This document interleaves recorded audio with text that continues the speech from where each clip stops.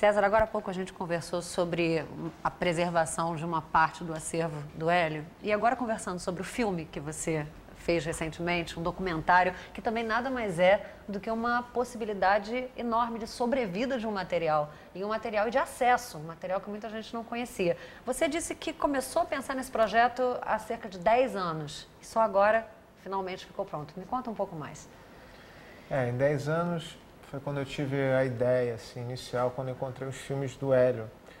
Filmes de Super 8, em que ele usava assim, a câmera como já uma coisa meio de edição do filme. Ele não editava depois, então ele filmava como se fossem espaços da vida, né? Então você tem cápsulas do tempo, é uma coisa bem interessante. Então eu vi que isso era meio uma maneira de colocar o espectador um pouco dentro desse olhar do artista, né? Dentro da cabeça até do próprio artista. Eu achei isso muito interessante.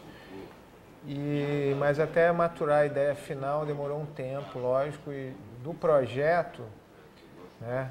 Começar a escrever o roteiro, fechar o projeto, Francine, não sei o quê, 5 anos. Mas também tem sido um tempo bom de maturar, de achar mais coisas, né? Porque é difícil essa coisa de material de arquivo no Brasil, você encontrar esses materiais, é uma aventura, assim. O Hélio diz, ao longo do filme, frases, assim, que são muito fortes e muito significativas, né? Mas uma delas ele fala sobre a edição, ele fala que ele não gosta de edição. Filme que não tem montagem, são takes, assim, de Super 8, de 3 minutos, cada um, que eu vou juntar todos e fazer um strip. Para mim, montagem é uma técnica muito velha, que não me interessa. Quer dizer, eu acho que essa coisa de cortar, montar e não sei o que... Aliás, o Godard fez um negócio que eu acho muito engraçado, é que ele fazia, dos restos de um filme, ele fazia 4 mais. E o seu filme é um trabalho de edição cirúrgica, porque tem imagens, mas também tem muita parte feita com áudio, né? Por conta de um hábito do próprio Hélio? Ele tinha coisa que depois ele foi chamar de heliotapes, né, que são conversas com diversas pessoas, amigos, intelectuais, artistas, tipo o Haroldo de Campos, o Júlio Bressani. Então, você tem esse material. Ele também tem material de entrevistas, que a gente também foi garimpar, achou. Algumas coisas ele já tinha no acervo e outras coisas a gente encontrou. Meio misturar tudo isso e conseguir, né, colocar... na verdade, é uma maneira de a gente apresentar o Hélio, né? Porque se você pensar, realmente, o Brasil, né, não conhece, não sabe quem era o Hélio. Muita gente sabe o nome e tal, mas nem liga, às vezes, a obra. E a maioria do povo mesmo não conhece. Eu acho que nessa hora, o cinema, como ele costumava fazer, né, com Cosmo Cocktail, que ele fala que o cinema tem que virar instrumento, o cinema realmente é um grande instrumento que a gente tem de reconstruir a nossa memória, né? A memória da cultura brasileira precisa ser reconstruída. Não é só o Hélio, tem vários outros personagens aí que tem que ser apresentado para o Brasil. A coisa ficou assim que o cinema tem que virar quase como se fosse um instrumento. E, na realidade, essas coisas dos slides é como se fossem assim, quase cinema, entende? Quer dizer, o teu timing interior é que dá o timing também da projeção dos slides. É bom também que Neville faça as outras coisas que ele vai fazer, o negócio de Nelson. Well, my father was like a scientist. He was like an entomologist and a photographer. He was considered for some time to be one of the 10 greatest photographers in the world, amateur.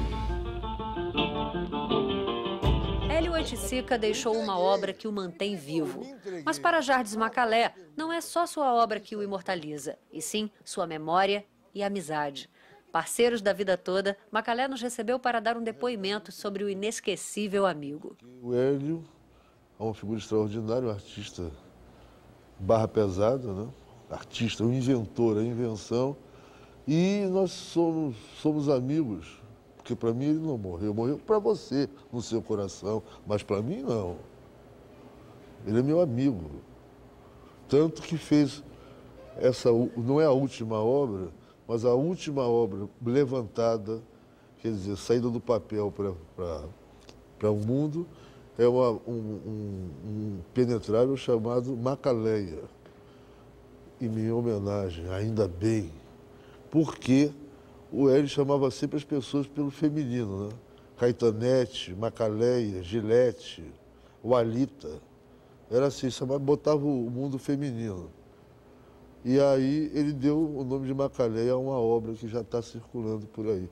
E essa amizade profunda vem porque nós buscamos a invenção, o risco, sempre o risco.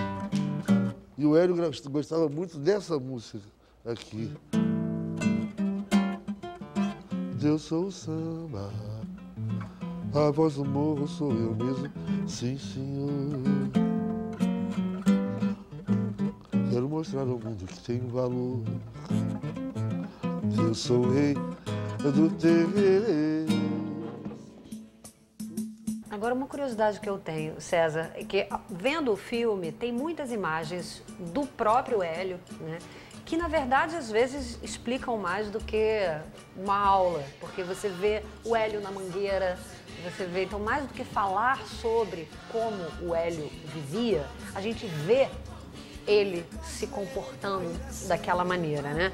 E eu fiquei pensando, ele na época já registrava a vida dele mesmo, quase como uma ideia de que aquilo ficaria para a posteridade, quer dizer, como era essa relação do Hélio e já ficar arquivando o presente? O Hélio tem uma hora também ali em Nova York, ele estava fazendo muito isso, ele fala essa coisa que tudo que ele fazia ele tirava 10 fotos e tudo que ele escrevia ele tirava 10 xerox, e era uma maneira da pessoa poder reconstruir todo o passado dele. Foi mais ou menos o que a gente tentou fazer no filme e que fez em certa medida.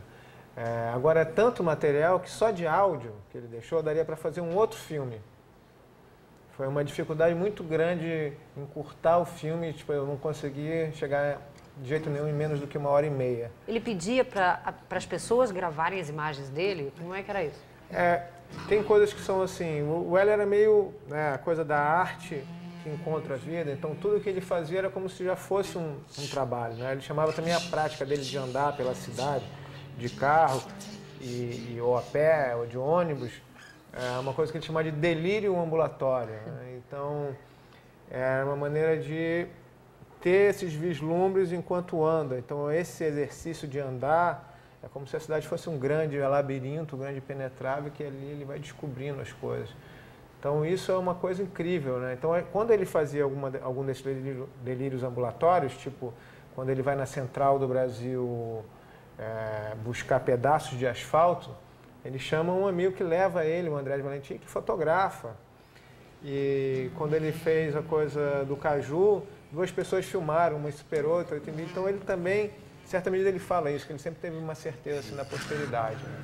Agora, é muito interessante poder, quer dizer, hoje que o Hélio é um artista reconhecido internacionalmente, que ele já alcançou, né, essa chancela internacional de um dos artistas mais importantes do Brasil e do mundo, e a gente poder ter acesso a um material onde ele, ao misturar a arte e a vida, ele está ali de forma caseira, né? Isso é muito bacana poder, sei lá, mudar o ponto de vista um pouco, né, César? Sem dúvida, porque eu acho que na arte, né, a coisa da curadoria, que às vezes é muito intelectual e às vezes dificulta um pouco esse entendimento da obra. E quando você vê o Hélio, tem esse poder, apesar dele estar falando de Nietzsche, ele está falando de coisas super, de uma cultura elevada, ele fala isso de uma maneira tão simples, uma coisa coloquial, que qualquer um pode entender, como a obra dele, né?